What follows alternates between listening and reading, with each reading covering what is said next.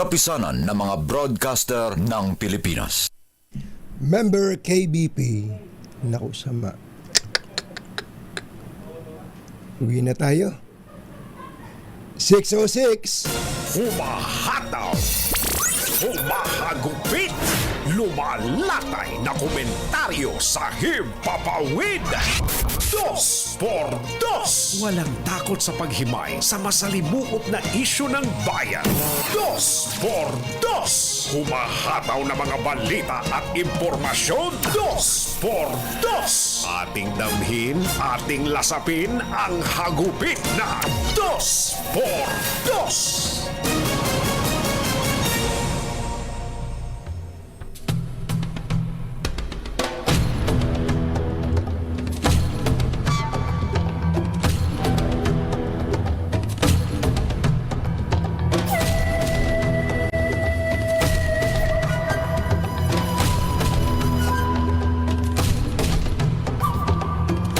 Umiinit ang politika sa bansa 3 araw matapos magsimula ang campaign period para sa May 12 midterm elections.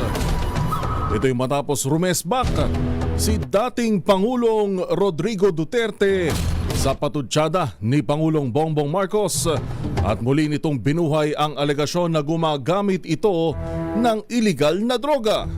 Sa proclamation rally ng PDP laban sa Club Filipino, inakusahan ni Duterte si Marcos na drug addict habang hiningi ang suporta ng mga botante para sa kanyang senatorial bets.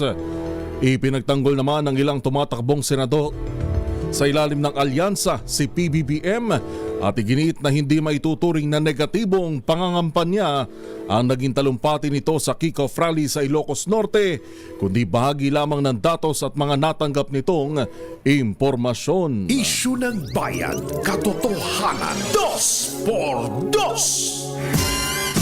Pag maitim ang balak, magtago ka na. 2x2. Si Jerry at si Anthony, narito na. 2x2. Hahataw ng todo, urado ka. 2x2. Ang katotohanan, dala nila. 2x2. Walang sinasamba pali, maniwala ka. 2x2. Hataw ng gusto, tol, umasa ka. 2x2. 2x2.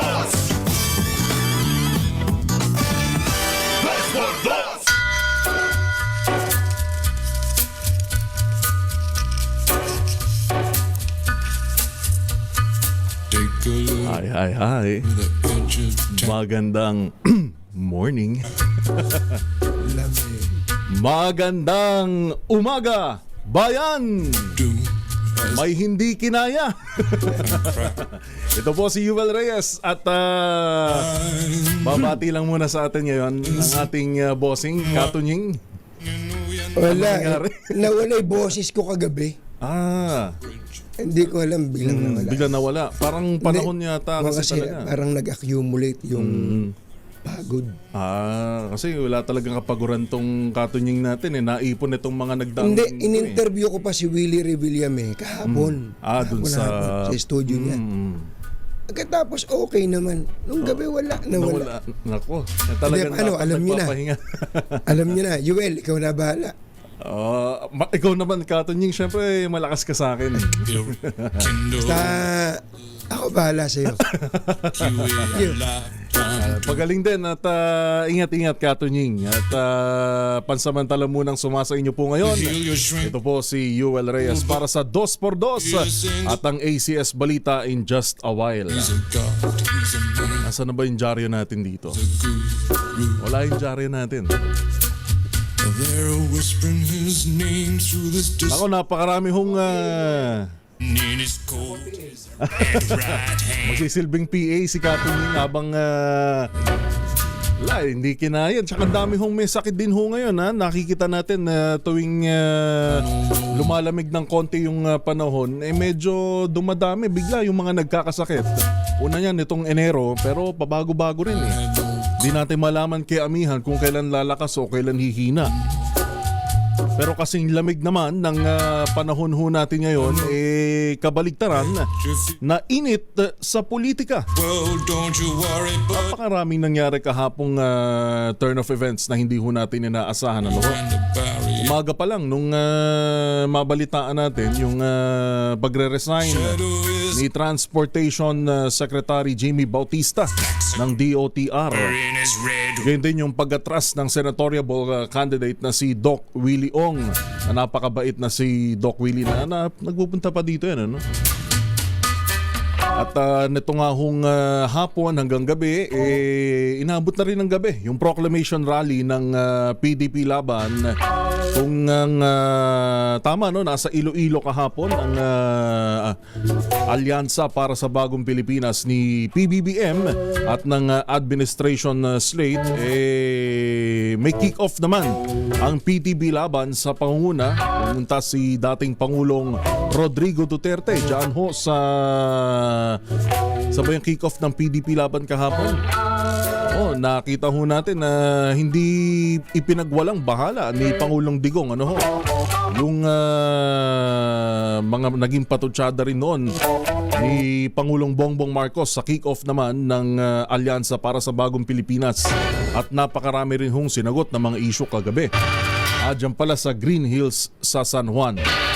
At syempre, hindi rin nagpatalbog, ano, si Pangulong BBM dyan naman sa Iloilo. Bueno, mamaya ho, babalikan natin ang mga isyong yan. Dito pa rin sa Palatuntunan 2x2. You'll see me. Habang si Katunying ay nagkakape-kape at nag-uunat-unat muna ngayon. Ngayong Feb 14, 2025, Happy Hearts Day. Inyo pong makakasama, ito po si Yuel Reyes.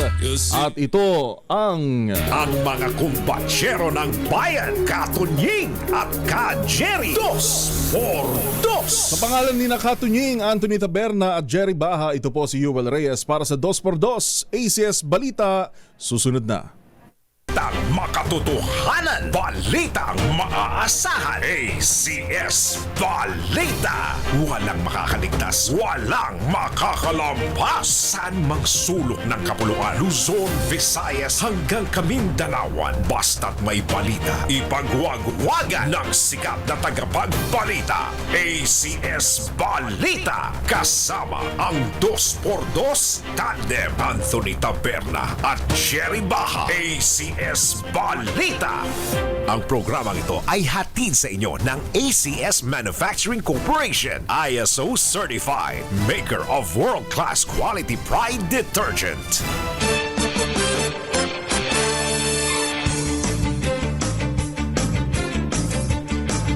Araw na ng Biyernes, 14 o 14, February 14, 2025, sa ulo ng ating mga ACS Balita. ACS Balita. ACS Balita. Maynila kabilang sa 5 pinakamagandang destinasyon sa Asia ngayong Valentine's Day. Presyo naman ng sibuyas sumipa sa 250 pesos ang kada kilo. Commission on Elections nagbabala sa mga kandidato laban sa pre-shaded ballot scam. Pastor Apollo Kibuloy, balik Pasig City Jail. Libreng kondom sa Dangwa, Maynila. Umani ng iba't ibang reaksyon sa netizens. At babae, natagpo ang patay sa loob ng maleta sa Bulacan. ACS Balita. Yan po ang ulo ng ating mga ACS Balita ngayong February 14, 2025. Araw ng mga puso. Sa ngalan po ni Katunying, Anthony Taberna at Jerry Baha, kami po ang inyong mga lingkod sa pagbabalita. Ako po, si Tina Nolasco. At ito po si Yuel Reyes. ACS Balita. Bago lamang sa detalye ng ating mga balita, anin mo nang kamustahin, Tina, ang kalagayan ng panahon. Ba't nga ba pabago-bago? Parang init-lamig, ano? At may mga bagyang pag-ulan. Oo. Tsaka may binabantayan tayong LPA noong mga nakaraang araw. Alamin nga natin ang kalagayan ng panahon mula kay Miss Lori De La Cruz ng DOST Pag-asa. Miss Lori, magandang umaga. Babalikan natin si Miss Lori De La Cruz ng DOST Pag-asa at nang matanong natin Kung bakit nga ba kahit si Katunying natin dito hindi Oo, hindi tumablab yung shield eh. Saka mahalagang malaman kung uulanin ba, maganda ba ang lagay ng panahon ngayong Valentine's Ngayong araw. Day. Maraming nagtataka nga ako minsan. Ano? Bakit tuwing Valentine's Day mas maraming tao compared sa New Year o di Nasa kaya labas. Pasko. Oo, maraming dami. magde-date at nagde-date na ngayon. Isa ka na nga ba doon, mami? Oo, at balita ko rin, isa ka rin doon, partner. ACS Balita. ACS Good News. Sa ating good news, kasama ang Maynila sa listahan ng digital travel platform na Agoda bilang isa sa 5 most romantic destinations sa Asia para sa mga mag-asawang nagse-celebrate ng Valentine's Day. Inilarawan ng Agoda ang Maynila bilang may warm and welcoming atmosphere at makikita ang sunsets o paglubog ng araw sa Manila Bay. Ang Maynila na may mainit at maaliwalas na kapaligiran ay nagbibigay sa mag-asawa ng cozy escape bukod sa mayamang kasaysayan at mga kultural na lugar kasama ang magandang paglubog ng araw nang lumilikha sa isang perpektong setting para sa mga namumulaklak na pag-ibig. Wow. Ibig sabihin ng namumulaklak na pag-ibig. In love. Ang Kuala Lumpur, ang capital naman ng Malaysia, ang nangunguna sa listahan na may skyline na nag-aalok ng stunning backdrop para sa mga romantic evenings. Pumangalawa ang Tokyo sa Japan, pangatlo ang Maynila sa Pilipinas, pang-apat ang Bangkok, Thailand at pang-5 ang Pattaya sa Thailand. ACS Balita. Eto, kung may good news, hindi magandang balita ito dahil pumalo naman sa 250 pesos ang presyo ng bawat kilo ng pulang sibuyas sa bansa dahil sa kakulangan ng supply. Ito ay sa kabila ng pagtutol ng grupo ng mga magsasaka sa pag-aangkat ng sibuyas ng Department of Agriculture dahil nagsisimula na ang anihan. Partner, itong sibuyas at ilang mga gulay, ginagawa rin itong mga bouquet. Ba? Oo. Ganun ngayon, ka-practical yung mga tao. Yes, nakakita ako ng mga picture nito sa social media kung saan mga sili, sibuyas, parang bawang. gulay bouquet. Oo, gulay bouquet. Batay nga sa anunsyo ng DA, sa February 20 pa nakatakdang dumating ang mga inangkat na sibuyas ng Pilipinas. Noong nakalipas na linggo, umaabot din sa 200 pesos ang kada kilo ng presyo ng pulang sibuyas. ACS Balita. Balikan na natin ang Pag-asa. Miss Lori De La Cruz, magandang morning. Yes po, magandang umaga din sa inyo, mama, sa lahat ng ating mga tagapakinig. Ngayon nga po ay nakaka-apekto pa rin ng shoreline sa extreme northern Luzon. Nagdudulot pa rin ito ng mga pag-ulan sa Batanes at Mabuhay Island. Samantala, dahil din sa easterlies, maulan pa rin sa Bicol Region, Eastern Visayas, Mainland, Cagayan, Isabela, Aurora at naging sa Quezon. Yung ITCC naman, nagdudulot pa rin ng pag-ulan sa Northern Mindanao, Caraga at Davao Region. Samantala sa nasitirang bahagi ng ating bansa, including Metro Manila, Baguio, maulap hanggang sa maulap lamang ang papawirin. May chance lamang po ng mga pag-ulan, mga isolated na mga pag-ulan dahil sa thunderstorm. Yan ang latest mula sa Pag-asa. Ito po si Lori De La Cruz. Miss Lori, pahabol na tanong lang po. Yung pong ating amihan, nasa kalagitnaan na tayo ngayon ng Pebrero. Hanggang kailan pa natin inaasahan itong ganito kalamig na panahon? In-expect po natin until 3rd week ng February, possible pa po. Until Malapit na. Yeah. Okay po. At ngayong araw naman ng mga puso, anong makakaranas po ba tayo ng maulang panahon at specifically dito po sa Metro Manila? Well, here in Metro Manila, we're expecting partly cloudy to cloudy skies. Tapos kung may mga pag-ulan man po, mga panandalian lang. Maganda rin yan, no? Dahil hindi naman pala gaanong maulan at maganda dahil makulimlim. At gustong-gusto yan ng mga gustong-gusto yan ng mga magde-date lalo na diyan sa mga park at sa kagaya mga mo sa MOA. Oo. Abangan ng sunset. Maraming salamat at Happy Hearts Day, Miss Lori De La Cruz. Naman, good morning. Good morning, Miss Lori De La Cruz ng DOST Pag-asa. ACS Balita. Alas 6:24, nagbabala ang Commission on Elections sa mga kandidato ngayong eleksyon laban sa tinatawag na pre-shaded ballot scam. Ayon kay COMELEC Chair Attorney George Garcia, target ng modus na ito na alokin ng mga kandidato ng sure win sa eleksyon sa pamamagitan ng mga balotang may invisible shade ng kanilang mga pangalan. Sa isinagawang ballot verification ng COMELEC sa Quezon City, nagbabala si Garcia na hindi totoo ang ganitong mga alok dahil imposibleng malagyan ng invisible o secret markings ang kanilang mga balota. Ayon sa COMELEC Chair, agad itong madedetect ng kanilang bagong machines at hindi rin ito makalulusot sa isinasagawa pang manual verification process. Sinabi ni Garcia na marami pa ring kandidato ang naloloko ng sindikato at may ilan pang nagbibigay ng initial payment. Nanawagan din ang COMELEC Chairman na magtiwala sa integridad ng eleksyon dahil tiniyak niyang tamper-proof ang kanilang proseso. ACS Balita. Samantala, balik na sa Pasig City Jail ang senatorial candidate at Kingdom of Jesus Christ leader Apollo Kibuloy matapos na ma-confine sa ospital dahil sa pneumonia. Ayon kay BJMP spokesperson Jail Superintendent J. Rex Bustenera, Miyerkules ng gabi na maibalik si Kibuloy sa BJMP sa Pasig City Jail Dormitory matapos makarecover sa nasabing sakit. Unang dinala sa Rizal Medical Center si Kibuloy noong January 18 dahil sa hirap sa paghinga hanggang ilipat ito sa isang pribadong ospital sa Pasig. January 23 nang ipag-utos ng Pasig Regional Trial Court Branch 159 ang paglilipat kay Kibuloy sa Pasig City General Hospital kung saan nakitaan ito ng community-acquired pneumonia at hypertension stage 2. Naharap si Kibuloy sa non-bailable qualified human trafficking case at child at sexual abuse kasama ang 5 pa niyang tauhan. ACS Balita. Doon naman sa mga naghahanap sa ating Malakash agent, ang ating bagong taon, bagong Lakash promo agent na si Sherwin Alfaro ay nag-iikot sa barangay 343. Bagsakan mismo ng bulaklak. Mga wala pang pambili ng bulaklak. Andyan sa Maria Clara, Santa Cruz, Maynila, ating Malakash agent na si Sherwin Alfaro. Kaya't lakasan nyo na ang inyong mga radyo. ACS Balita. Marami ang naaliw sa netizens sa ginawang pamimigay ng libreng kondom ng isang condom brand sa Dangwa, Maynila sa bisperas ng Valentine's Day. Layunin nito na maging safe ang kaligayahan at maiwasan ang unwanted pregnancy. Yun. At nakahahawang sakit lalo na at hindi asawa o jowa. Ganon ang ide-date ngayong Valentine's Day.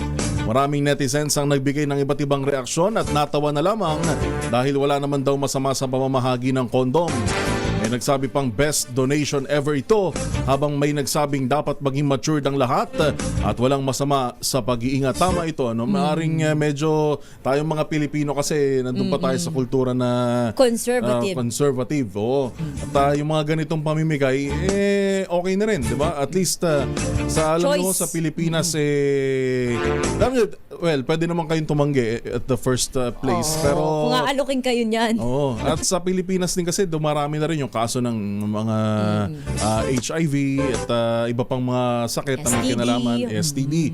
At yung mga ganitong simpleng pamamaraan na kahit papano ay makapagpaalala sa ating mga kababayan na maging safe. Huwag nang magparami rin na magparami kung hindi naman kayang buhayin. Kung di kayang panindigan. ACS Balita. Samantala, ito naman, isang babae ang natagpo ang patay sa loob ng isang luggage o maleta na palutang-lutang yung maleta nito sa isang ilog sa San Jose del Monte, Bulacan. Nako, isang residente sa lugar ang nakakita sa bagahe na lumulutang alas 6 ng gabi. Ang insidente ay ipinarating sa Barangay 188 sa Tala, Caloocan. Makaraang may magpa-blatter hinggil sa nawawalang isang menor de edad. Patuloy ang investigasyon ng pulisya upang makilala ang nasabing biktima o yung labi nitong bangkay na natagpuan nga dyan sa palutang-lutang na maleta sa ilog. ACS Balita. Sa atin namang pagbabalik, makibalita tayo dun sa nangyaring kick-off ng rally ng magkabilang panig ito. Show of force nga ba ng Duterte administration? Paramihan, Admin slate patagisan. At ang admin slate naman ni Pangulong BBM. Lahat ng yan sa pagbabalik ng ACS Balita. Inyo pa rin pong nakakasama sa pangalan ni na Anthony Taberna at Jerry Baha. Ako po, Tina Nolasco. At ito po si Yuel Reyes. This time check is brought ang balitang makakalampas saan mang sulok ng kapuluan. ACS Balita! ACS Balita! Ang programang ito ay hatid sa inyo ng ACS Manufacturing Corporation, ISO Certified, maker ng world-class quality pride detergent. Kasama ang 2x2 tandem Anthony Taberna at Jerry Baha. ACS Balita! Tuloy ang mga ACS Balita ngayon pa rin pong February 14, 2025 sa pangalan po ni Nakatunying Anthony Taberna at Jerry Baha. Ako po, Tina Nolasco. At dito po si Yuel Reyes. ACS Balita! Alas 6:33, no show si Vice President Sara Duterte sa proclamation rally ng PDP laban sa San Juan City. Ito'y matapos kumpirmahin ng kanyang kampo na nasa family vacation siya abroad. Hindi man nakarating, nagpadala naman ng Vice Presidente ng mensahe na binasa sa nasabing aktibidad. Kasabay ito ng formal na pag-iendorso ng pangalawang Pangulo sa 8 senatorial candidates ng partido. ACS Balita!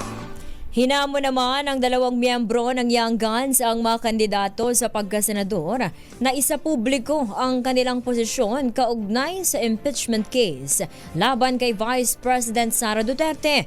Ayon kina House Assistant Majority Leader Pami Zamora at One Rider Party List Representative Rog Gutierrez, tiyak na magiging election issue ang impeachment. Kailangan din anyang malaman ng taong bayan kung paano magdedesisyon ang mga posibleng maging senador pagdating sa mga lumabag sa konstitusyon.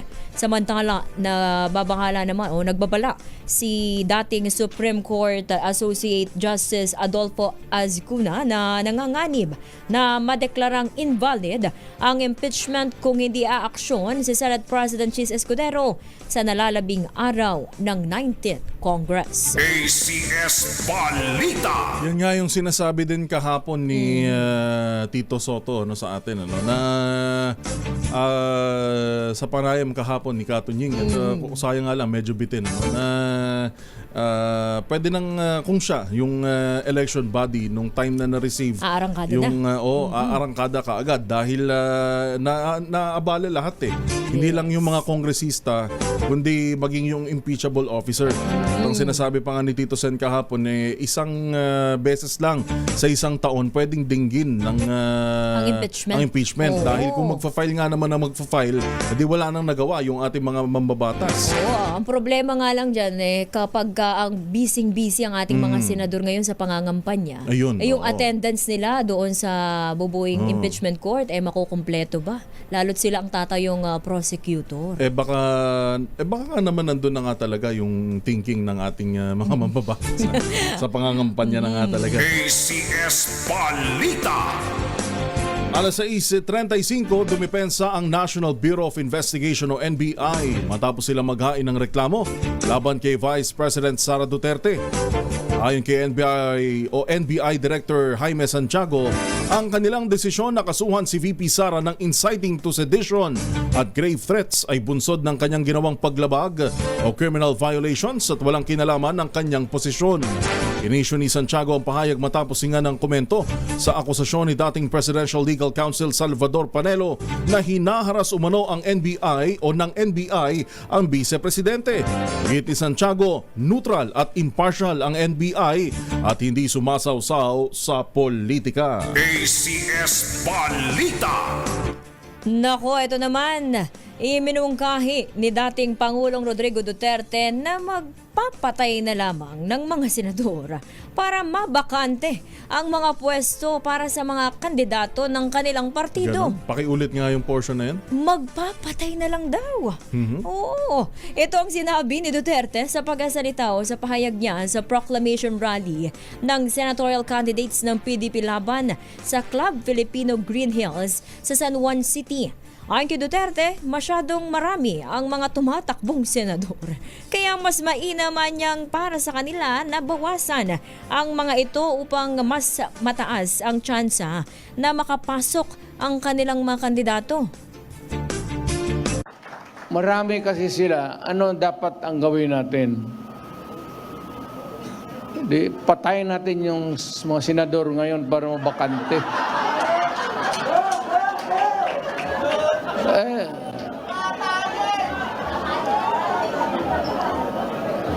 Kung makapatay tayo ng mga 15 na senador, pasok na tayo lahat. Pero kawawa naman. Pero nakakainis kasi yung, hindi naman lahat. Pero, sabi nga, talking of opportunities, the only way to do it is to pasabugin na lang natin yung ano. Ano kayang papasabugin? Ito bang bagong Senate building? O yung luma? Pero ano yan, siguro may hatira action ng mga kababayan. Pero sa mga matagal na din kasing sanay sa Ganyang pananalita pahayag. ni Pangulong Digong, maaring joke lang yan, joke lang. Kaya nga joke maririnig lang natin yung mga si Tatay tumatawa. Diggs. Pero, well, syempre, iba't iba naman tayo ng take dyan. Kung ano nga yung sinasabi nila na what's a good joke and a bad joke. ACS Balita. Break muna tayo sa mainit na politika at alamin muna natin ang bentahan ng bulaklak. Kapag ganito pa naman ay nagiging hindi lang doble kundi triple ang bentahan ng dami naman well siguro dahil nga naman pag-supply ng low and demand ano. Kamustahin nga natin ang bentahan ng bulaklak diyan sa Libertad, Pasay City. Nakasandan doon ang ating kasamang si RH15 Giselle Ricafort. Giselle, good morning. Happy Valentine's, Giselle. Well, Gina, good morning. Happy Valentine's. Madilim pa lang, dagsana yung mga mamimili ng bulaklak dito sa Libertad, Pasay City ngayong Happy Valentine's Day. Umiiwas daw kasi sila sa siksikan pang mga mamimili mamaya, matinding trapiko, at baka tira-tira na lang daw yung bulaklak na kanilang maabutan. Kung kahapon may 700 pang bouquet dito sa Libertad, ngayon 1,500 piso na ang pinakamurang bouquet. 6 rosas yan kapag ng presyo ng bouquet ng isang sunflower na may halong iba pang klase ng bulaklak kagaya ng carnation. 2,500 hanggang 3,500 piso ang bouquet ng isang dosenang rosas na may stargazer at Korean flowers. Meron din ditong mabibiling isang pirasong sunflower sa halagang 500 piso habang 1,000 o 150 hanggang 250 pesos ang isang piraso naman ng rosas. Sabi ng mga nagtitinda dito, magmamahal pa ng mula sa 500 hanggang 1,000 piso ang presyo ng bouquet mamayang tanghali kung kailan inaasahan ang pinagkapit ng mga mamimili nating kababayan. Ilan naman sa mga tindahan ang naghahanap ng diskwento kagaya nitong Christian Fresh Flower Shop, kailangan lamang na i-like at i-follow ang kanilang Facebook para daw magkakuha ng 50 pesos sa discount. Pakinggan natin yung bag ng ating mga panayam sa ilan nating mga mahihiling kababayan. Marami na kasing tao mamaya, iniiwasan namin sa panayam. Nakakaubusan mo mamaya kaya mas maganda talaga maaga. Baka napilihan na gano'n. Mas goods na maaga. Mula dito sa Libertad, Pasay City, ito si Giselle? Giselle, kumusta naman ang daloy ng trapiko dyan sa area dyan ng bentahan ng bulaklak sa Libertad? Naku po, Tina, hindi pa pumuputok ang haring araw. Abaya, sa labas na yung daloy ng trapiko dito. Medyo mabigat na yung usad ng mga sasakyan sapagkat karamihan nga dito, partikular yung mga nagka-motorsiklo ang humihinto dito sa mga tindahan ng bulaklak sa kahabaan ng Libertad ngayong Valentine's Day. Halo na kasi yan, Giselle, ano? Yung mga, well, rush hour na rin ngayon. Yung mga papasok sa trabaho, sa eskwela.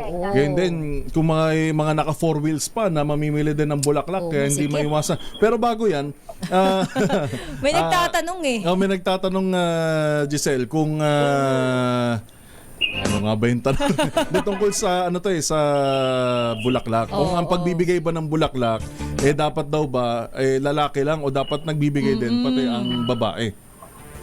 Parehas naman, Yuel. Ang nakasanayan lang kasi palaging yung lalaki ang nagbibigay. Pero meron namang mga magsing-iro gano'n na talagang pasikan kapag exchange Valentine's gift, Day, parang gano'n.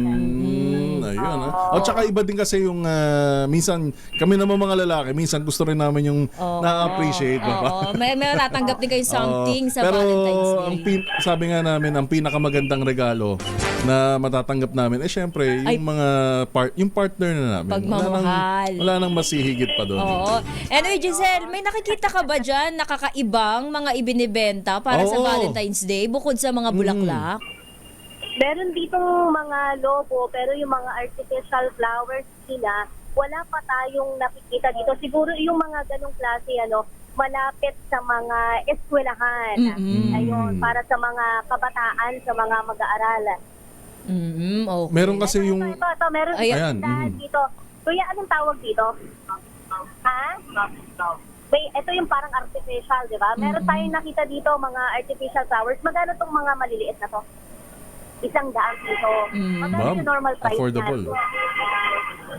100 pesos talaga yung price niyan kahit hindi Valentine's Day. Okay, 100. Meron dito mga maliliit, isang piraso yung artificial flowers na Yuel, 100 pesos. Ayun, para ito sa mga estudyante. Kakabukas lang nitong flower shop na ito. Meron din dito mga bentahan ng mga logo ito para sa mga kabataan. Yung mga logo naman po, kuya, magkano to? At sa kapila. Ate, magkano yung mga logo ninyo? Magkano po yung mga logo? 150. Gaano kalaki, Giselle? Regular? Oo, medium? regular size. Yung regular size, yung hugis puso. Okay. Ayun. Pwede na rin, para sa mga, kahit kung wala kang partner, bigyan mo nanay mo. Bigyan mo kapatid yung mo. mga loved Diba? ones. Oo. Meron nga tayong nakausap kanina dito, Yoel. Yung ilan sa mga nauna natin mga kababayan na bumili ng bulaklak para sa kanilang mga boses. Ayun, para sa mga kasama nila Sa work? Sa work. Oo, parang kanina dito, no? May namimigay kanina. May namigay dito ng bulaklak kay Miss Giselle, si Sir Ray Nadar, na nagdiriwang ng kanyang kaarawan. Happy birthday. Happy birthday. Kay Ray Nadar. Sige, hindi naman kailangan na kapag Valentine's Day, hindi naman araw lang ng mga ng Puso. mga magkarelasyon. Tama kayo, Yuvelina. O pwede din talaga natin bigyan yung mga mahal din natin sa buhay, nanay, tatay, mga kapatid, mga kaibigan, ayan, mga kasamahan natin sa buhay. Correct. Hindi naman porke yung araw ng mga puso para sa centric couple lang lang. para sa couple. Ayan. Sige, Giselle, mag-ikot-ikot ka na muna dyan at maraming salamat. Siyempre, mag-iingat din. Oo, at mag-ingat ka sa date mo. mo mamaya. Ay. Wala tayo, mag-iikot pa tayo. Magkatrabaho muna. Alright. Wala dito sa Libertad, Pasay City, kasama ang ating piloto si Kuya JB Bedanya. Ako si Giselle Ricoport para sa DZRH, una sa Pilipinas, una sa Pilipino. ACS Balita. 15 minuto bago mag-alas 7 ng umaga, duda si Senator Mark Villar na ang mga korap na empleyado sa mga ahensya ng gobyerno ang nasa likod ng pagkalat ng peking birth certificates at illegal na mga passport. Ito ang hinala ng senador matapos ang isinagawang pagsalakay sa isang travel agency na nagbibigay ng peking dokumento sa mga foreign nationals na nagnanais ipakilala ang kanilang sarili bilang mga Pilipino. Kumpiyansa si Villar na may koneksyon ng mga ito sa mga tanggapan ng pamahalaan, kaya nakalikha ng mga peking dokumento tulad ng marriage certificate, birth certificates at foreign national passports na gumagamit ng Filipino names. ACS Balita.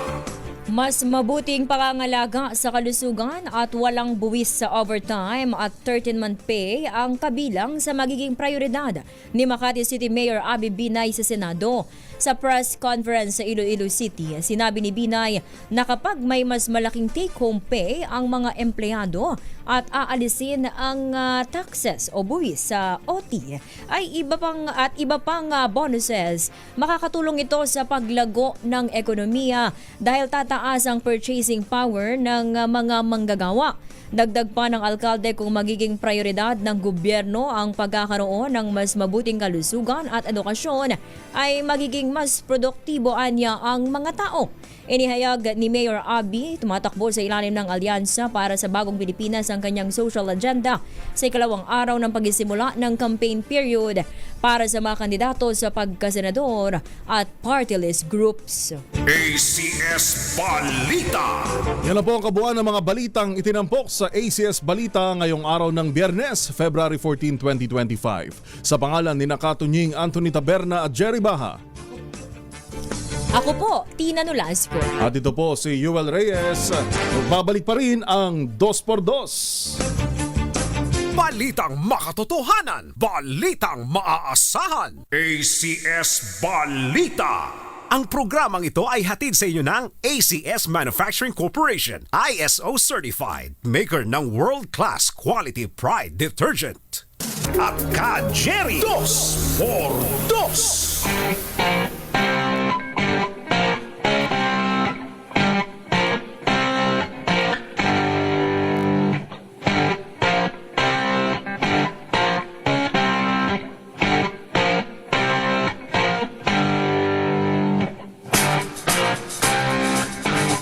Oras po natin, meron na lamang tayong 7 minuto bago mag alas 7 ng umaga. Batiin muna natin, Tina, ang mga nakatutok sa ating DZRH News at DZRH News Television YouTube channel.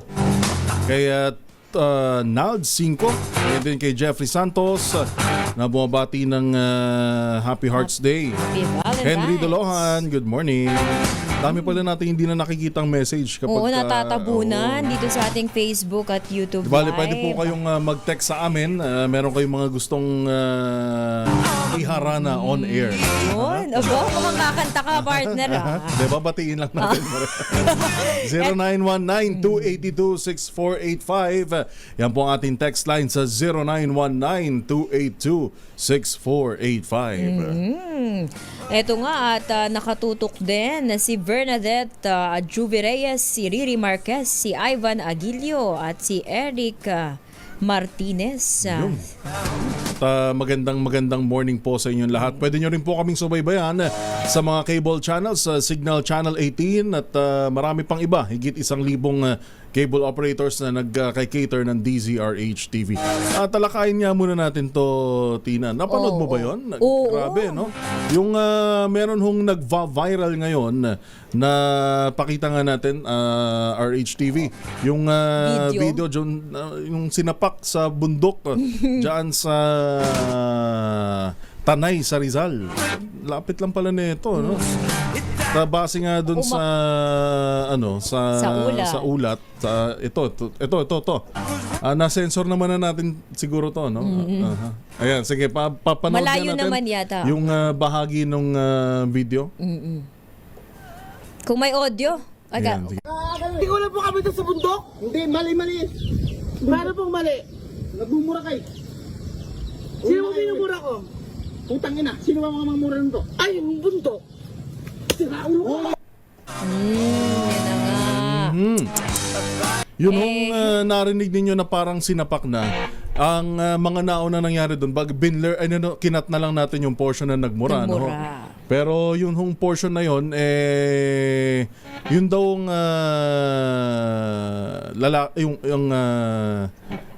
may sumisigaw. Oo, Parang may naglalabas sumisigaw. ng sama ng loob. At itong sumisigaw, partner, ay isang miyembro po ng LGBTQ plus community.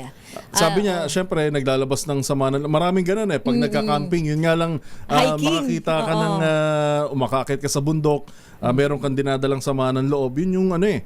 I-express mo. May express mo yung galit mo, yung sama ng loob mo. Kaya lang ho, ito hong isang camper na nagpunta dyan sa Tanay sa Rizal, naglabas ng sama ng loob at napamura dahil sa kanya sigurong dala-dala. Kaya lang hindi nagustuhan nung staff nung Rainbow 89 Eco Park Sa Camping and panayam Trekking. nga dyan sa sumigaw, partner, broken-hearted daw siya. Broken-hearted. Oo, at kaka-break niya lang daw sa kanyang boyfriend. Kaya yun yung way niya para express yung heartbreak na nararamdaman niya. Kaso nga lang, imbis na ma-express yung heartbreak niya, parang nadagdagan. Pero ang update ho dito, di tayo nagkakamali, nakakulong ngayon yung staff Yung nanakit. ng hiking. Pero hindi parang siguro the same sentiment na mapupunta dun sa staff tsaka dun sa Sinapak na member ng LGBTQ plus community. Yung bang parang pag nagpupunta tayo sa lugar, dapat irespeto din natin yung pinupuntahan nating place. Kung bawa sagrado siya o di kaya naman merong ang sabi nga dun kasi, partner, parang may may natutulog. pagka-religious. May natutulog daw doon sa may mga doon mismo, tent. Kaya itong pero parang staff, maaga pa yun, ano? maaga yung pa setting, raw. Kaya ito, parang nairita itong staff. Dahil nga sumisigaw-sigaw itong biktima. Doon na nanakit itong staff na mali pa din. Kahit sa ang anggulo nating tingnan. Bawa, nagising. Di sana pinagsabihan na lang. Oo, Hindi na nanakit. sinapak. Diretso ho sa mukha. Kung makikita, balik natin yung video kanina. Diretso, kitang-kita ho. Tunog yung lagapak na narindi ho kami yun. Yung narinig sa mga nakikinig ho sa radyo. Yung narinig din yung lagapak kanina, hindi ho kami yun. Yun ho yung nangyaring insidente. Kaya ito naman, naglabas na rin ng pahayag itong pamunuan niyang Rainbow, ano nga yung pangalan ng Rainbow 89 Eco yan, Park. naglabas na at sabi nila hindi daw nila yan kukonsintihin At hindi yan sumasalamin sa lahat ng staff nila. Alright, at marami pa ho tayong tatalakayin mamaya. At padala nyo rin yung inyong mga sentimento ukol dyan sa pinag-usapan na yan Sinapak na biktima po sa Eco Park sa Tanay Rizal. Bale, magpa-good vibes na nga muna tayo. Mamigay muna tayo ng pera. Yan. Ito na ang ating winner sa DZRH Bagong Taon, Bagong Lakas Promo. Ating bagong taon, bagong lakas agent, Sherwin Alfaro, nasa Barangay 343, Bagsakan, Maria Clara, Santa Cruz, Maynila. Sherwin, go, go, go! Yes, kung may bagsakan ang parokya ni Edgar, may bagsakan din dito sa bahagi ng Barangay 343 diyan sa Santa Cruz, Maynila. Isang dito matatagpuan yung bagsakan ng mga bulaklak yan, no? Mga sariwa pa. At yung mga pinaglagyan yan galing sa Mountain Province, hintay yung mga mag-aakot ng mga truck mamaya.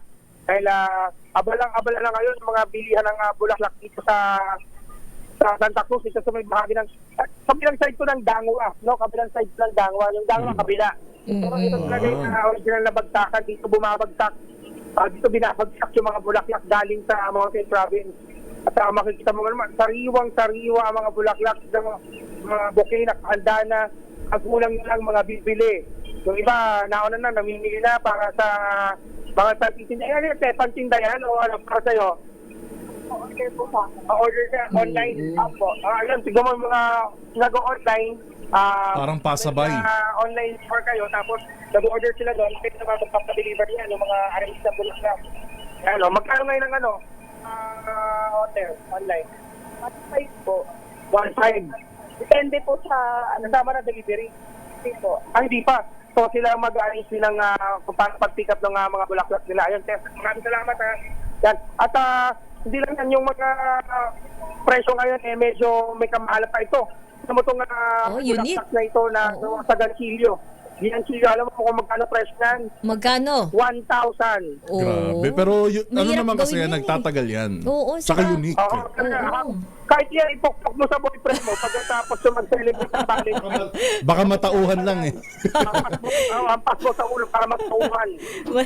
Kasi ito naman po kayo ng mga ginansilyo din na crochet ng mga roses. Magkano ganito? 800 po. 800. Mat- Mabango ba yan? Mabango, lagyan mo. O lagyan ng ano na. Lagyan Pabango. ng pabango. Lagyan ng perfume.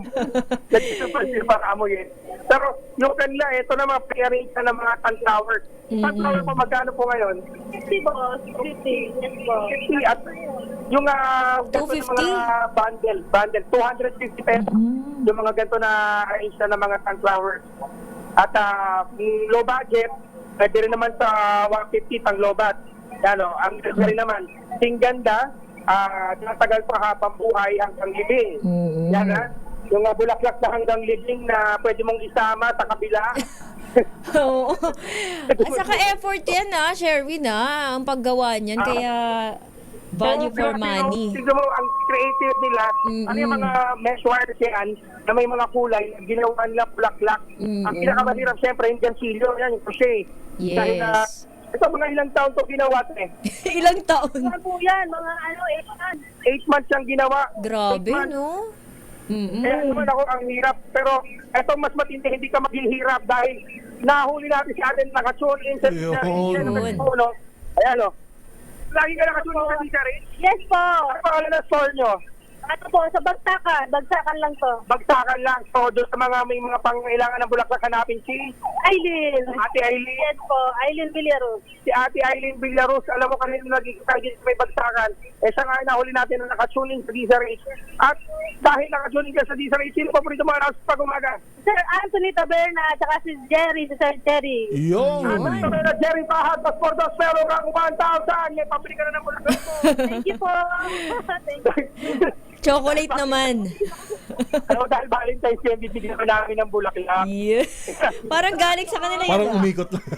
Kinilig si Ate Aileen. Ate Aileen, ito rin pala pabagsak. Oo. Okay. Naku, nawala. Nawala. Okay, di ba, nabigay na yung ating premyo dyan naman sa Barangay 343. Bagsakan, Maria Clara, Santa Cruz, Maynila. At bukod doon sa 1,000, binigyan din ng grocery ng bag. grocery, Yan. yeah. Maraming salamat, RH6, Sherwin Alfaro. Kauna-unahan sa Pilipinas. Manila Broadcasting Company. DZRH. Member, kapisanan ng mga broadcaster ng Pilipinas. Oras sa buong Pilipinas, 4 na minuto makalipas ang alas 7. Balitang bagong-bago. Balitang dapat alam mo. Balitang magdadagdag ng talino. Dahil bagong impormasyon, makibalita. Unang-una sa DZRH. Pangunahing balita. Kasama ang 2x2 tandem nina Anthony Taberna at Jerry Baha. Mainit nagbabaga live na live sa DZRH Radio, DZRH TV, DZRH Digital, Nationwide, Worldwide, at Netwide. DZRH. Pangunahing balita. Pangunahing balita.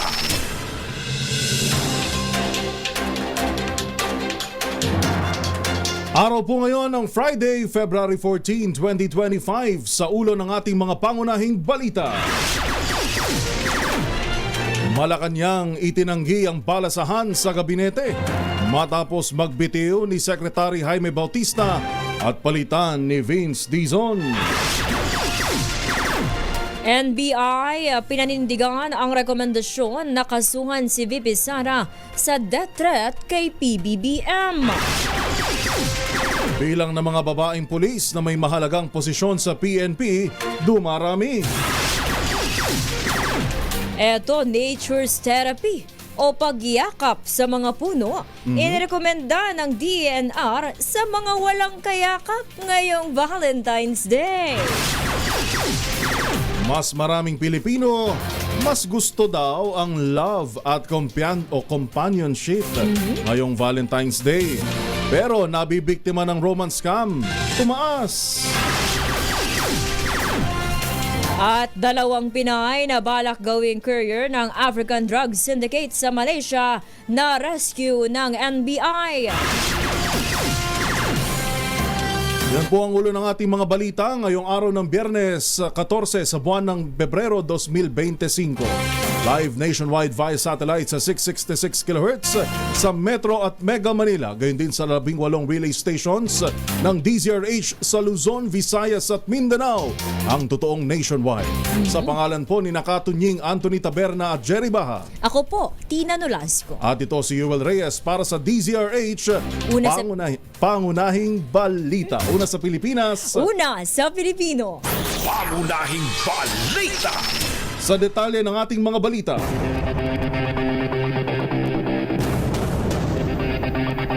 Pitong minuto makalipas ang alas 7 ng umaga. Hindi kailangan malungkot ngayong Valentine's Day ang mga walang kadate ayon sa Department of Environment and Natural Resources. Uy. Bakit ka mo? Payo po kasi ng DENR kung solo lang kayo ngayong Valentine's ay yumakap na lamang sa puno. Uy, grabe. Natry mo na ba ito kung minsan? Hindi naman nila ito pampalubag loob lamang dahil may kasama rin itong benepisyo sa inyong damdamin ngayong araw ng mga puso.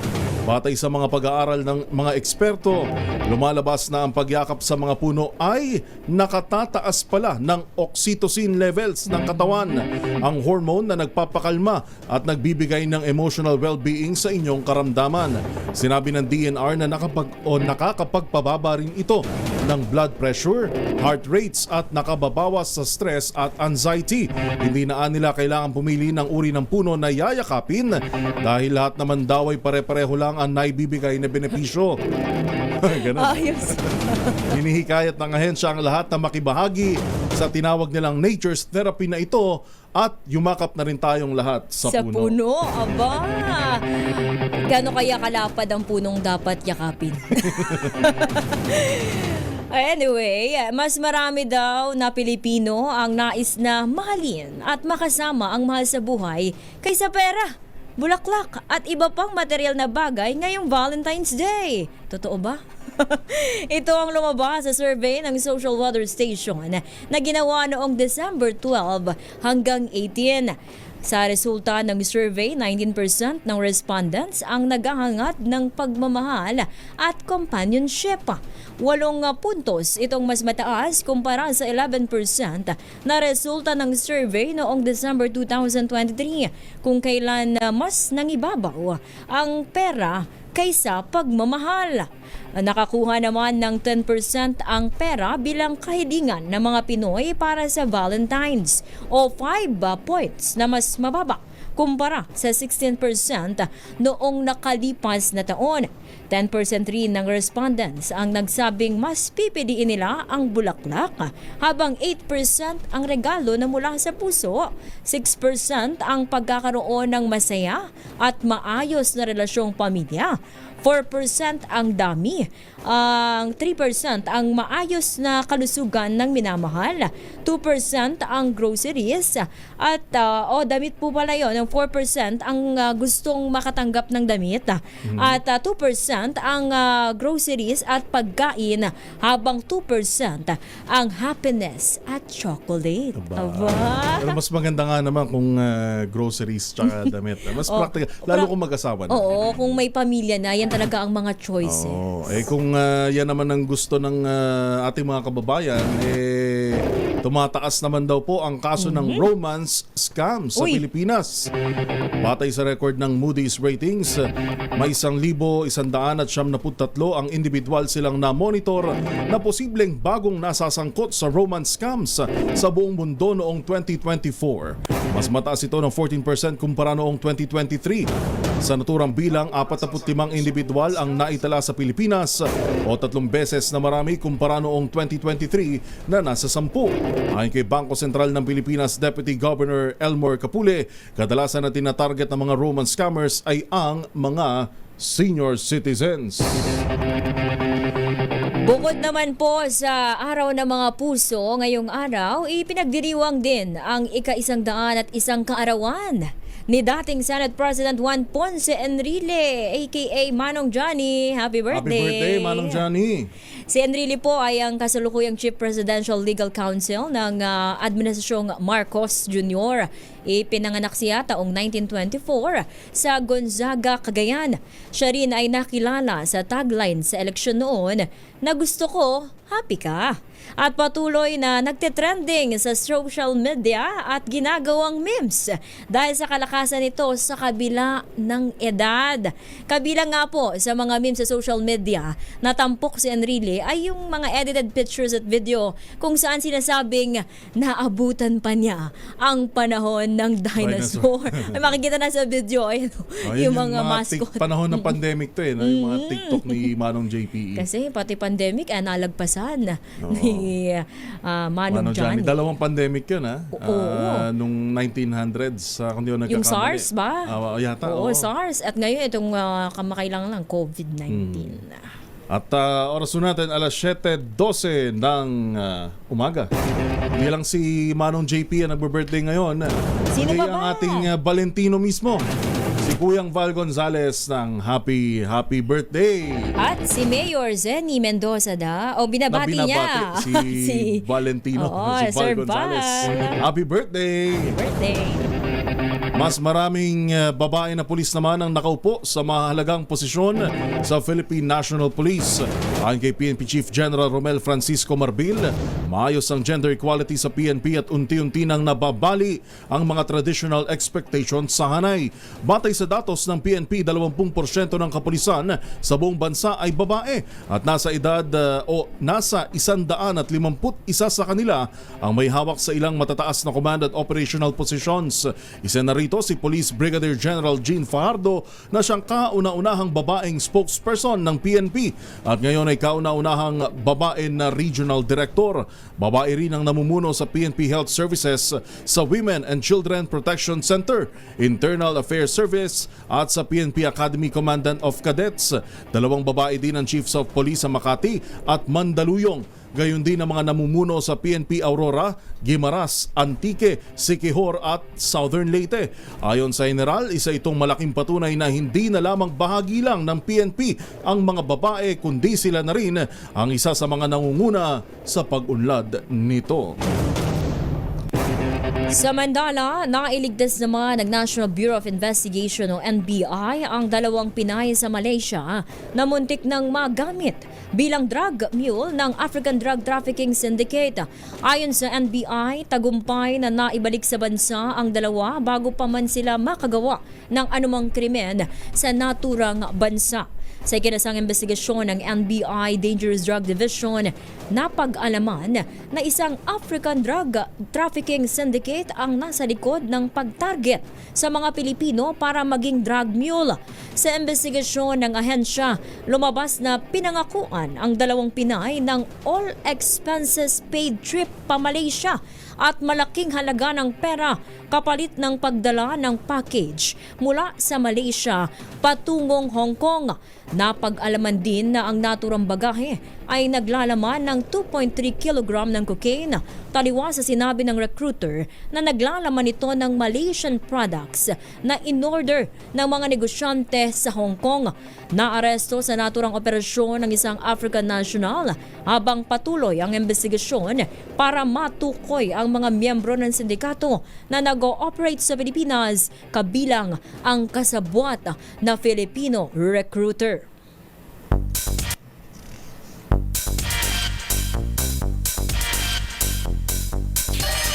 Alas 7:15 ng umaga. Pasadahan muna natin ang ating mga reports sa labas ng probinsya o sa labas ng himpilan. Napalayo tuloy. Dako muna tayo sa murang bigas na mabibili sa Marikina ngayong Valentine's Day. Gaano ba kamura yan? RH52 Edniel Parosa. Edniel. Happy Arts Day sa mga kababayan, Yuel at Tinay. Doon sa mga kababayan natin, wala pang naipanreregalo sa kanilang mga iniibig. Ayan, Yuel, baka naman. Dito na tayo sa practical. Bigas kaysa rosas. Maganda yan. Mura kasi di hamak. Ha, itong mga ibinibenta rito sa kadiwa ng Pangulo, matatagpuan sa barangay ng Kalungsod ng Marikina. Kumpara sa bouquet ng mga bulaklak, kagabi nagtingin si Utoy Ibrahim magkano yung magkano yung 1.5 ba? 1.5 daw sabi ni Utoy yung rosas para sa kanya niya. Mahal na. Daming pera naman itong pelota natin. Pero dito, yung kung dati ang kadiwa na bigas, 35 pesos, mas pinamura pa nga. At ramdam na rito yung binabanggit as a plate si Secretary Francisco Chu Laurel na 33 pesos per kilo na RFA 100, ibig sabihin yung bigas na 100% broken. Meron na kasi dito, maliban doon sa 29 pesos per kilo para doon sa target sector, ibig sabihin yung mga mahihirap, mga senior citizen, PWD, at yung iba pa nating mga target sector, mayroon din 35 pesos per kilo. Mayroon na rin dito yung 33 pesos per kilo na nagsimula lamang daw ibenta kahapon. Itong kadiwa na binabanggit natin sa Barangay Dangka ay kasama doon sa iba pang mga kadiwa outlet sa buong Metro Manila na umiikot ng lokasyon depende sa schedule. Itong naabutan natin kanina rito dahil napakaaga pa, naghahakot pa lamang palabas doon sa pinaka-warehouse ng LGU dito sa Barangay Dangka. Sako-sako ito ng mga bigas mula doon sa private supplier, of course, in coordination with Marikina City Government. Kausap natin si Ma'am Madel Pilgueras at kanyang binabanggit, yung 29 pesos per kilo na bigas ay limitado lamang 5 kilo kada individual. Basta yung kanyang ID, mapapakita niya na pasok siya doon sa target sector. Pero ang good news, itong 33 pesos per kilo, yung mas pinamura pang kadiwa, rice for all, ay walang limit ang bentahan para doon sa mga magtutungo rito ngayong Valentine's Day. Pakinggan natin siya. Wala siyang limit. Kung gusto nila, as far as they know na mas medyo mahal. Pero siyempre ang tao kailangan ng So yung 33, 35 walang limit? Walang yung limit. 29 ang meron? 29 na. Target sector? Yes. Ang pinig ni Madel Pilgueras, isa mga supplier at private partner ng Department of Agriculture at Marikina City Government. So para doon sa mga nag-iisip pa kung anong kanilang pasurpresa at pangulo, ngayong araw ng mga puso, huwag na mag-isip-isip pa ng malala dahil weekend naman ngayon, kailangan natin ng pansaing buong Sabado at Linggo. Mas nakakakilig yan. Dito sa kadiwa siyempre. Oo. Edniel. Tanong natin si Tina kung ano bang preferred niya. Bigas na o rosas. Isang ka ba ng gusto nito para Isang tonelada, meron ba? Magnenegosyo ko Iba pala. Bawal ata. Unlimited yung 33 pesos. Oo, tama. Parang gano'n na nga sinasabi. Oo, di ba? Pero at least may mabibiling mura ngayon, Edniel. Oo, yung dating 35, 33 na lamang. Tamang-tama, hindi lamang ngayong Hearts Day at syempre entering the weekend, mayroon tayong extra bigas sa ating mga kabayan. Edniel, marami ba diyang nakapila na ngayon at bumibili?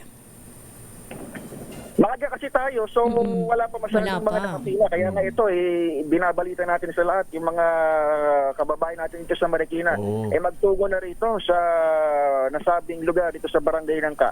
At ito na nga, akutin nyo na yung mga bigas dito. Ang sa ngayon, kayo naman maka-score sa inyong mga misis at kabiyak. Ayan. Balikan nyo, Yuel at Tinay. Maraming salamat, Edniel Parosa. Dakuha naman natin, Tina, yung panibago na naman bang paggalaw ito? O... Ano ba to? Rollback o price hike? Alamin nga natin kay RH15 Giselle Ricafort, ito daw bagong paggalaw sa presyo ng produktong petrolyo asahan sa susunod na linggo. Ang detalye ng balitang yan ihahatid ni RH15 Giselle. Babalikan natin ng report na yan ni Giselle Ricafort kung magkano nga ba ang magiging presyuhan ng mga produktong petrolyo. Pangunahing balita! Alas 7:20. Alamin na natin kung makapakapit ba ang ating mga kapwa motorista sa susunod na linggo. Ating kasamang si Giselle Ricafort. Inalam ang paggalaw ng presyo ng produktong petrolyo sa susunod na linggo. RH15 Giselle Ricafort. Giselle. Well, ngayong araw ng mga puso, sinabi ng Energy Department na namumurong magmahal ang presyo ng mga produktong petrolyo sa susunod na linggo. Ayon kay Assistant Director Rodela Romero ng DOE Oil Industry Management Bureau, posible ang 45 hanggang 75 sentimo na taas presyo sa kada litro ng gasolina, habang 30 hanggang 60 sentimo naman sa kada litro ng diesel. 15 hanggang 30 sentimo naman ang maaaring taas presyo sa kada litro ng kerosene. Sinabi ni Romero na itutulak ang taas presyo ng tumataas na tensyon sa gitnang silangan at ang nadaragdagang parusa o sanksyon ng Amerika sa Russia at Iran. Pero nakadepende pa raw ang pinal na presyuhan sa huling kalakalan ng krudo ngayong Biyernes. Ito si Giselle Ricafort para sa DZRH na sa Pilipinas, una sa Pilipino. Mga nangunguna at mga bagong balita sa DZRH. Pangunahing balita. 7:28 ang ating oras sa iba pa nating mga balita. Nagbitiw na sa pwesto bilang kalihim ng Department of Transportation si Secretary Jaime Bautista. Ang pag-alis ni sa pwesto ni Bautista ay bunsod umano ng isyong pangkalusugan, ngunit hindi na nagbigay pa ng karagdagang detalye ang kalihim tungkol dito. Agad naman ay tinalaga ni Pangulong Bongbong Marcos si Vivencio Vince Bringas Dizon bilang bagong kalihim ng DOTR kapalit ni Bautista. Ayon kay Executive Secretary E.S. Luke Bersamin, binigyan na ng go signal ng Office of the President si Dizon upang simulan ang transition sa DOTR. Dati rin siyang nagtrabaho kay Senator Alan Peter Cayetano at naging presidente ng Bases Conversion Development Authority sa ilalim ng Duterte administration. Nagsilbi rin siya noon bilang Presidential Advisor on the flagship projects ng nakalipas na administrasyon at naging Deputy Implementer ng National Action Plan sa COVID-19. Kaugnay ng balitang yan, pinabulaanan ng Malacanang ang ulat na pinagbitiw ni Pangulong Bongbong Marcos si Transportation Secretary Jaime Bautista dahil hindi ito kontento sa kanyang performance. Sa isang ambush interview, sinabi ni Executive Secretary Lucas Bersamin na walang ibang dahilan sa pagbibitiw ni Bautista kundi yung isyong pangkalusugan. Kinausap niya ni Bautista si Pangulong Marcos tungkol sa kanyang kondisyon at ang hiling na siya'y makapagpahinga muna. Ayon kay Bersamin, maunawain naman ang Pangulo pagdating sa kalusugan ng mga miyembro ng kanyang gabinete, kaya pinayagan ang pagbaba nito sa pwesto. The President and Secretary Bautista talked at length about the situation of Secretary Bautista. There is no other consideration there except to allow Secretary Bautista to have more health. Samantala, tumanggi ng sumagot ang Executive Secretary sa tanong kung may susunod pa bang magre-resign sa gabinete. Palagi naman anyang nariyan ang mga espekulasyon pero hindi nila ito maaaring sabihin hanggat hindi nangyayari.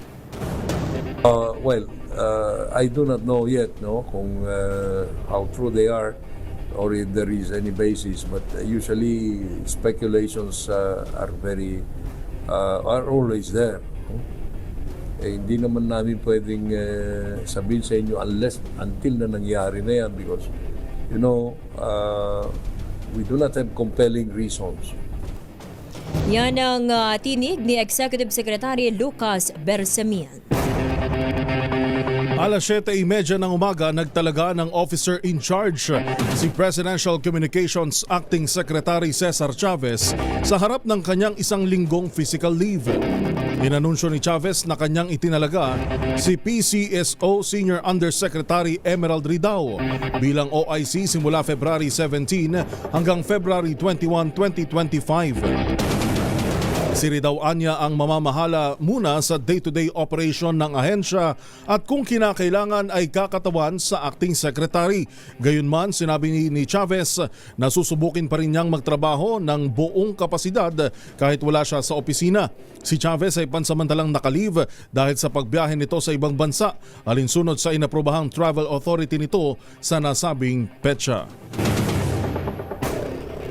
Nanindigan ang National Bureau of Investigation na nararapat lang nakasuhan ng kriminal si Vice President Sara Duterte. Sa panayam ng DZRH, sinabi ni NBI Director Jaime Santiago na nakabatay ang ipinakakaso nilang grave threats sa pahayag ni VP Sara na may inutusan na siyang pumatay sa Pangulo kapag may nangyaring masama sa kanya. Paliwanag pa ng direktor sa pamamagitan ng Zoom meeting kung saan nagdeklara ito ng death threats na insight ng Vice Presidente ang kanyang mga taga-suporta na magkaroon ng disturbance. 5 abogado anya ang bumusising maigi at gumawa ng report na nakabatay naman sa elements of crime at jurisprudence.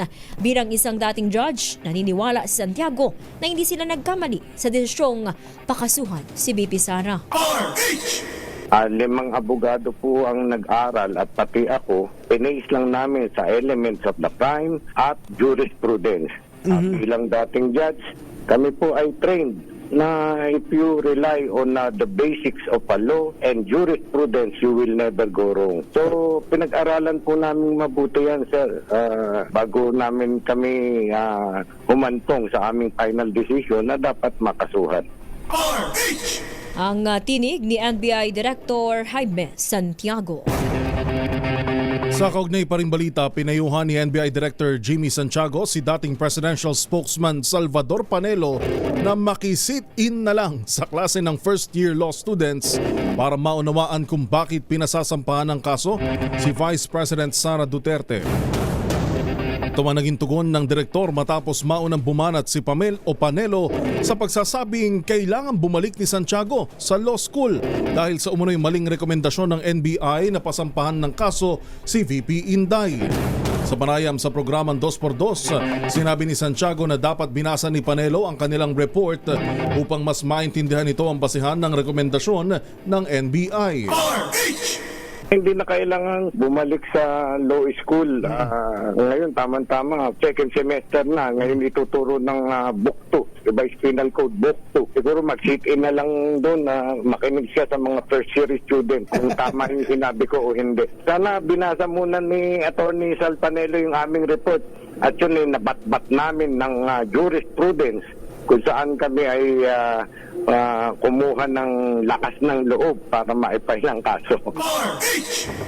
Iginit pa ni NBI Director Jaime Santiago na dati ring judge na walang kinikilingan ang ahensya at ginagawa lang nila ang kanilang tungkulin.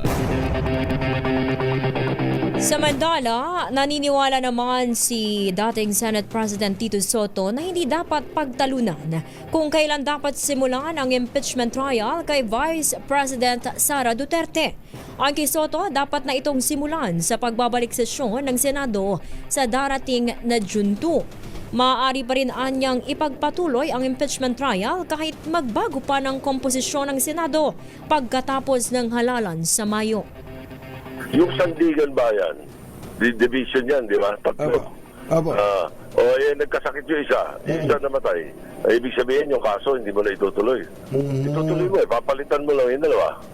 Tama po yan. Apo. Therefore, yung 12 senator na naiwan doon, merong balibagong 12, hindi ibig sabihin nun hindi naman na pwede. Diba? Pwede yung yan. So ngayon, merong iba magsasabi na hindi, natapos na John Silly yan, without day yan Kailangan yan na panibago na yan. Yan ang sasabihin ng iba, di ba? Dali nila sa Korte Suprema. Iginiit ni Soto na sa huli ay magdedepende pa rin ito sa kung anong ruling ang susundin ng Senado, gayong mayroon umanong 2 conflicting rules dito.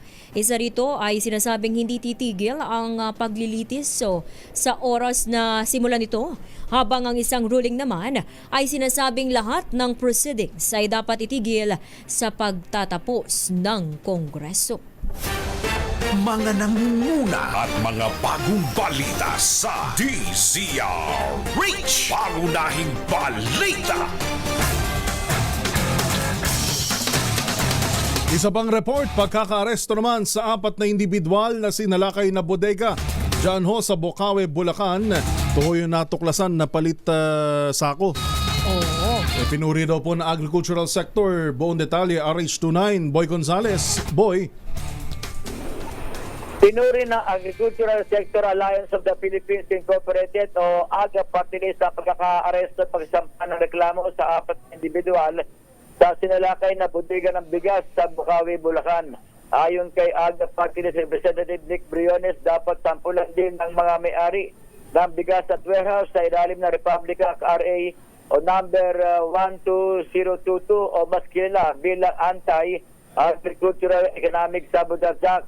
Ang batas na ito ay may parusang lifetime imprisonment at non-bailable.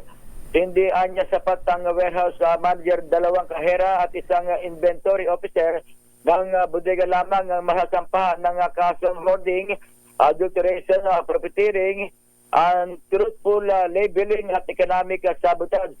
Itong Webes, sumalang na sa inquest proceeding sa Department of Justice ang 4 na kataong na aresto ng NBI at bukod sa kanila, kabilang din sa sinampa ng reklamo ang Pinoy na may-ari ng bodega pero nanatili pa rin at large.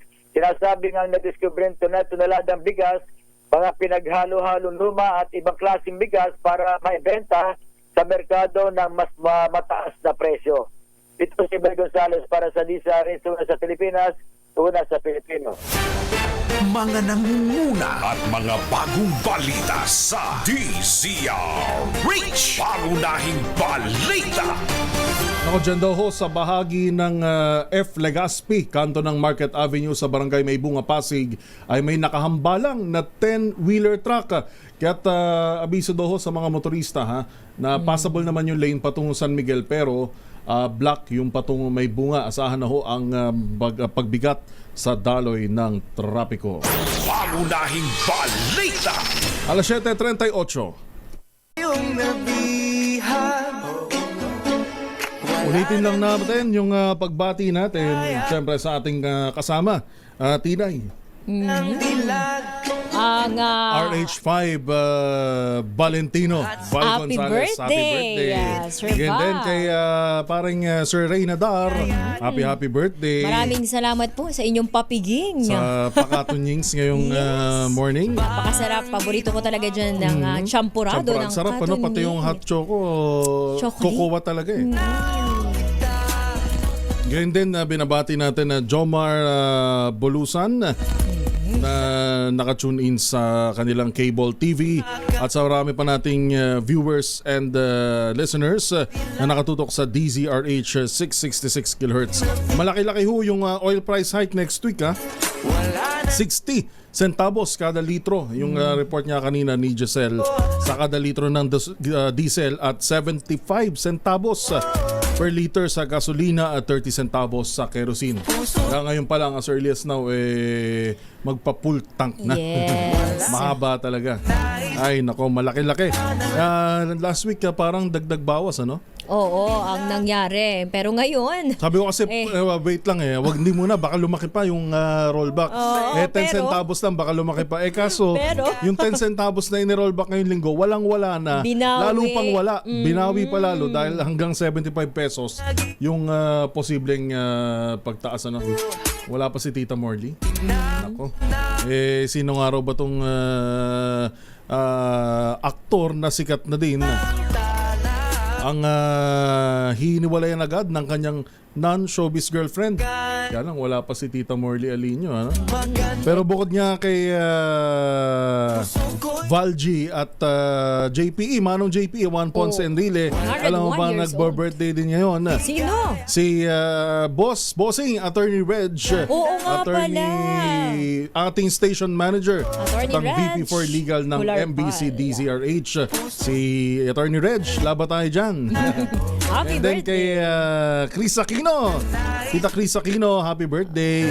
At Arnold Balita, happy birthday po. At ganoon din sa laging binabati ng 2x2 kay Engineer Tony Nanggel.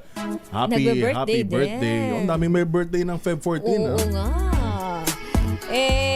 Dakuha na ba natin itong isang pag-uulat? Wala na si Tita Morley. Sayang naman. Pangunahing balita. Dakuan muna natin ng hotel sa Caloocan na pinuntahan ni RH23 Edwin Duque na nagre-ready na rin bang mag-check-in to? Oo. Ano ba yung ano bang pakulo dyan sa Go ahead, hotel sa Caloocan? RH23 Edwin Duque. Well, Miss Tina, kanya-kanyang pakulo ngayon ang mga hotel dito sa Caloocan. Dahil itong Caloocan, merong nasa 15 hotel na nakakalat sa kaban ng EDSA, Monumento, Rizal Avenue at bandang MacArthur Highway.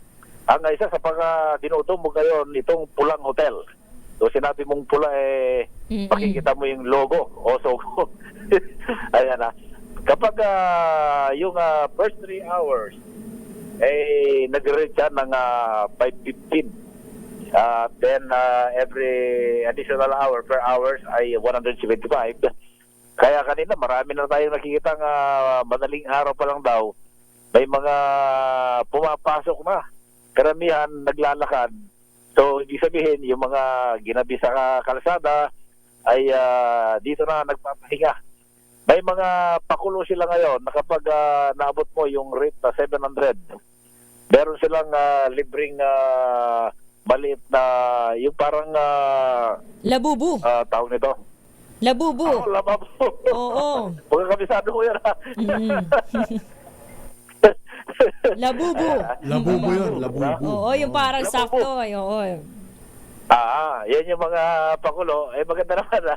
Then dito sa may bahagi naman ng monumento, meron ding may mga tasa, may mga mugs, may t-shirt, may payong ba, no? Depende doon sa rate na gusto nilang presyong bibigay. Yun yung mga pakulo. At ito ay nag-umpisa na ngayong umaga, magtatapos hanggang mamayang madaling araw. So isang araw lang ito. Ito'y bilang bahagi pa rin ng pagdiriwa o yung selebrasyon ng araw ng mga puso. Samantala, may mga pinagbabawas dito na pinapantayan din nating mga otoridad yung pagpasok ng mga menor de edad, no? Yan. Estudyante, yan. Bawal yan at kailangan mong magpakita ng patutuo na kung ikaw nga ay kasi may mga baby face. Akala mo bata pero may medyo edad na. ID ang kailangan. Gaya mo, Kuyang Edwin. ID ang kailangan. Tulad natin mga Joel, mga baby face pa tayo, baka pwede tayo papasukin. Pero si Kuyang Mike Lumama, qualify dyan. Pero kapag may mga kasama ka ito nakalagay dito, kapag may mga kasama ka na kanong mga magulang, halimbawa magtikim ka, okay lang yun, no? Wag lang yung mag-partner na menor din, o kaya adult yung kasama, menor din yung isa, bawal din yon. Kaya doon sa mga nais pumunta, siguraduhin yung nasa tamang edad kayo dahil mahigpit din ang kapulisan, nagbabantay din sa lahat ng hotel para hindi maaboso kapag pumasok ka sa mga hotel, lalo na ngayong araw ng mga puso. Yung mga bulaklak naman, halos dinumog ng mga dinumog. Alam mo kasi uso na ngayon yung nagpapabili sa Joyride. Dinumog itong bahagi ng Grace Park. Kanina pa lang ang daming nakapila para mag-order o mag-pick up ng bulaklak para i-deliver naman sa mga nag-order ng mga magsikirog. At hindi lahat punong-puno itong gaban ng 11th Avenue, kanto ng 2nd Street. Napakaraming pumipila ngayon para bumili ng bulaklak para ibigay sa kanilang mga mahala sa buhay. Sa ngayon, napaka-traffic itong southbound ng Rizal Avenue, maging itong MacArthur Highway at yung napapasok ng North Luzon Expressway, napaka-traffic dahil dito naipon sa bahagi naman ng Bonifacio going to Maynila. Update wala pa rin sa Kamanabaran 23. Edwin Duque nagulat sa Nisa Race, una sa Pilipinas, una sa Pilipino. Thank you, RH23 Edwin Duque. Mga nangunguna at mga bagong balita sa DZRH. Pangunahing balita. 8 minuto na lang po, alas 8 na ng umaga. At mga bagong balita sa DZRH. Pangunahing balita.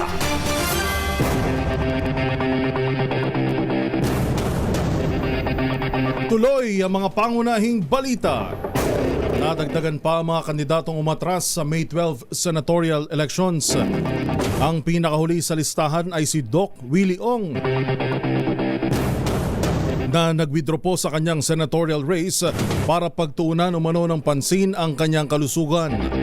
Ito ang inanunsyo ni Doc Willie sa kanyang FB account kasabay ang pasasalamat sa mga sumusuporta at nagdarasal para sa kanya. Tiniyak ni Ong na patuloy niyang susuportahan ng good governance at mga kandidato na may katulad niyang advokasya at adikain para sa bayan. Bukod kay Doc Willie Ong, kabilang sa nag-withdraw sa senatorial race, sina dating Ilocos Sur Governor Chavit Singson, Agri-Party List Representative Wilbert Lee at Francis Leo Marquez.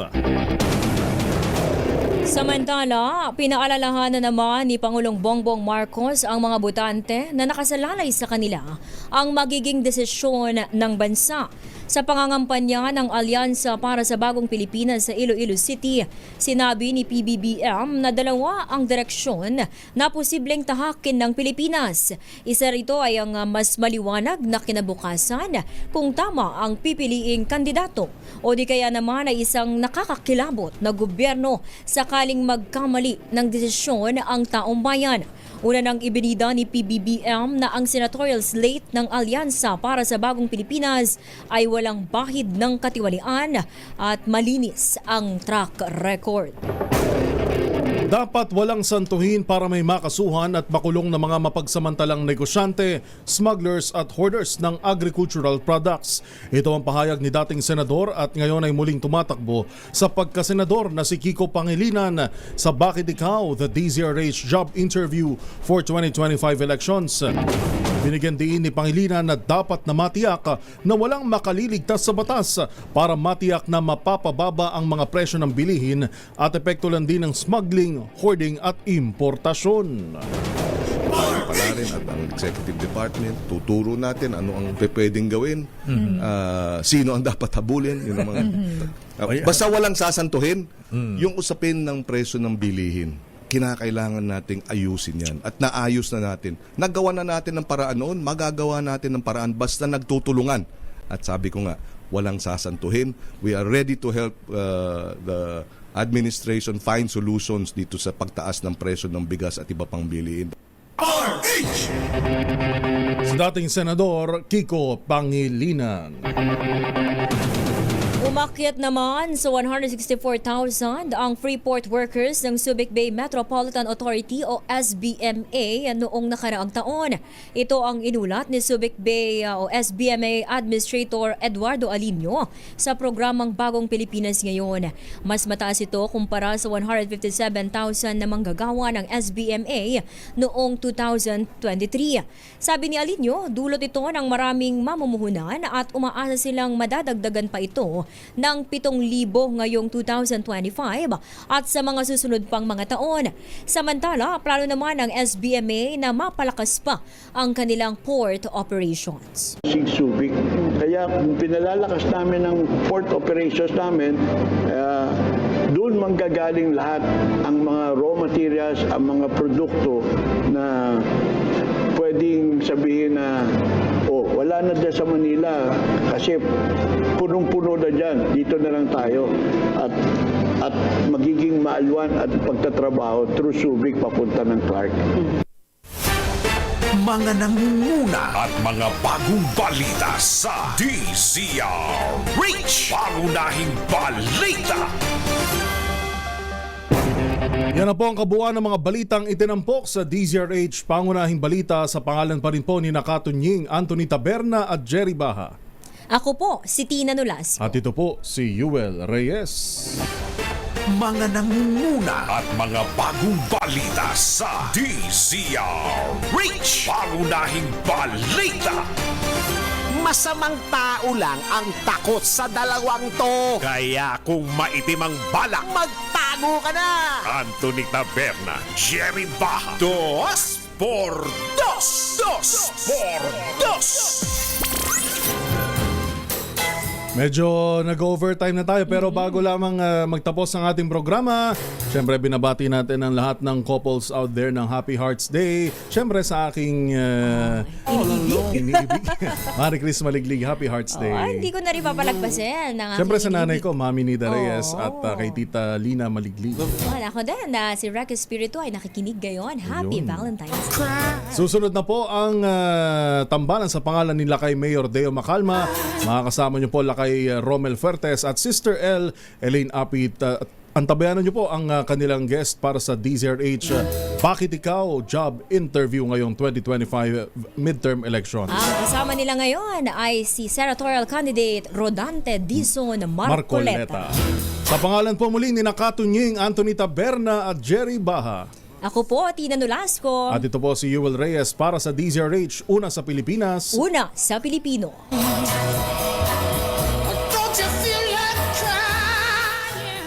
Ang balitang ito ay hatid sa inyo ng